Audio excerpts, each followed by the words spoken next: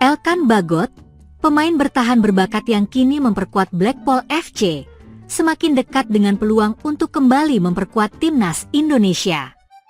Hal ini mencuat setelah Erick Thohir, Ketua Umum PSSI, mengisyaratkan bahwa pintu skuad Garuda terbuka lebar bagi pemain berusia 22 tahun tersebut.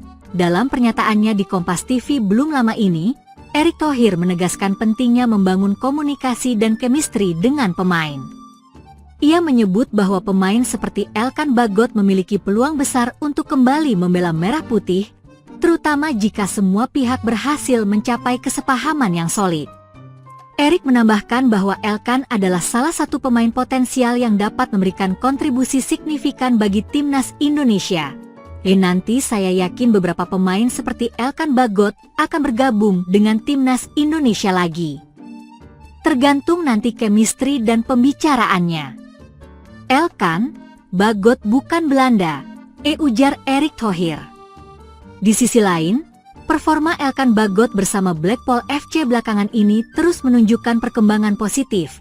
Dalam laga teranyar melawan Huddersfield Town di lanjutan Liga Inggris kasta ketiga, Elkan tampil apik meskipun hanya dimainkan sebagai pengganti.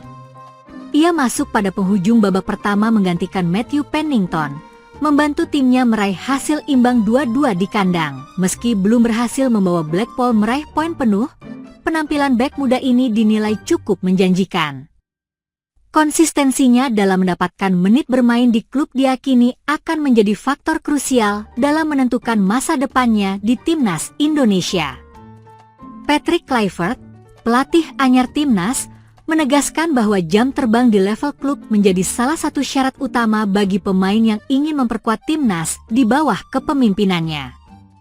Patrick Kluivert, dalam konferensi pers perdananya, menyebutkan bahwa faktor kebugaran dan waktu persiapan menjadi perhatian utama.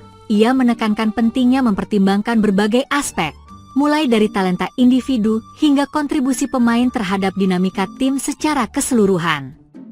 Menurut Kluivert, keputusan untuk memanggil seorang pemain tidak hanya berdasarkan bakat semata, tetapi juga kesiapan fisik dan mental untuk menghadapi tantangan di level internasional.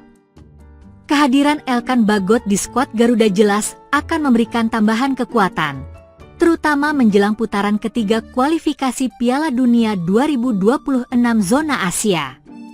Dalam waktu dekat, timnas Indonesia dijadwalkan bertanding melawan Australia di Sydney Football Stadium pada 20 Maret mendatang. Pertandingan ini menjadi ujian berat sekaligus peluang emas bagi pasukan Patrick Kluivert untuk membuktikan kapasitas mereka di pentas internasional. Dengan kualitas yang dimiliki Elkan Bagot dan potensi pengaruhnya terhadap lini pertahanan, kembalinya dia ke timnas Indonesia diharapkan mampu membawa angin segar bagi perjuangan Garuda ini. Semua mata tertuju pada bagaimana Elkan memanfaatkan sisa musim bersama Blackpool untuk terus meningkatkan performanya, demi memastikan tempat di skuad Patrick Kluivert.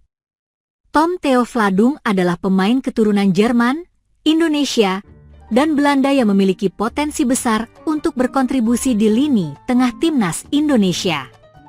Lahir pada 5 Agustus 2001 di Wiesbaden, Jerman, Tom memiliki tinggi 1,82 meter dengan kaki kanan yang dominan. Ia memulai karir profesionalnya di SGV Freiburg, klub yang berlaga di Regionalliga Südwest, divisi keempat Liga Jerman.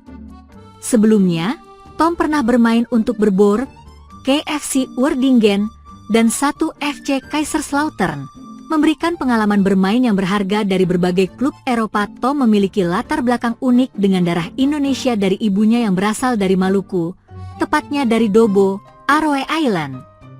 Dengan latar belakang internasional yang kaya, Tom Theo Vladung membawa kombinasi teknik Eropa yang kuat dengan nilai-nilai dan semangat bermain khas Indonesia.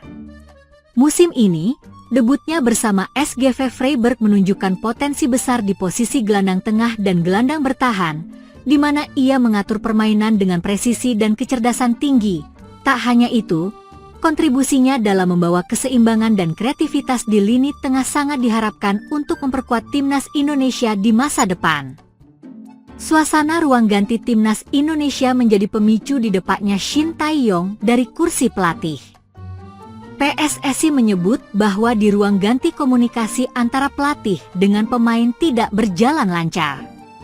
Ini terjadi saat pertandingan Cina melawan Timnas Indonesia pada laga keempat Grup C putaran ketiga kualifikasi Piala Dunia 2026 zona Asia di Stadion Qingdao Youth Football, Qingdao, 15 Oktober 2024. Kala itu, Timnas Indonesia kalah dengan skor 1-2 dari Cina.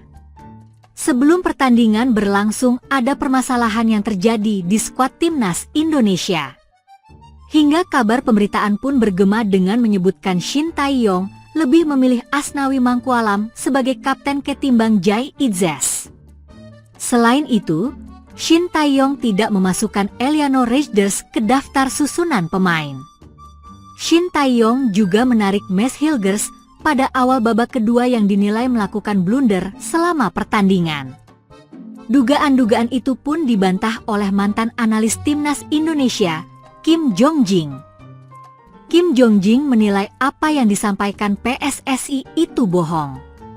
Saya melihat dan mendengar pernyataan itu media seperti apa yang mereka, PSSI, katakan di laga Timnas Indonesia versus Cina.